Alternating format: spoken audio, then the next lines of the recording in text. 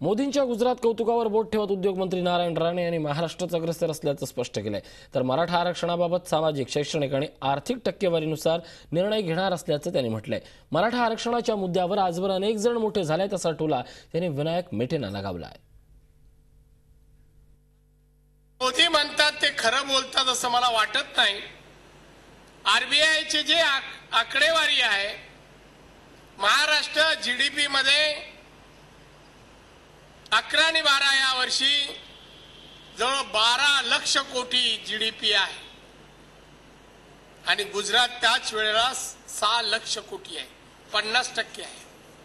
मानवी निर्देशांकामध्ये पण आम्ही पुढे आहोत, दरडोई उत्पन्नात पुढे आहोत, शिक्षण आणि आरोग्य क्षेत्रातही पुढे आहोत। आता खोटं बोलण्यात मोदी पुढे आहेत, त्याला आम्ही काही करू शकत नाही, काही करू शकत नाही। पण महाराष्ट्र तेव्हाही पुढे होता, आजही आहे आणि देशातील अन्य राज्यांना आदर्श आहे।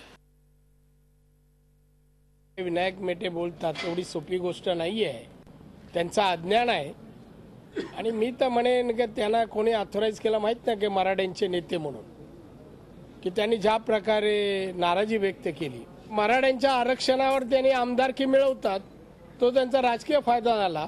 पण समाजाला आरक्षण देणं आणि कायद्यात टिकलं पाहिजे यासाठी अभ्यास करून, सर्वे करून तो अहवाल देण्याचं काम आम्ही करू आणि तेही पण मला वाटतं फेब्रुवारी महिन्यापर्यंत देण्याचा माझा प्रयत्न आहे।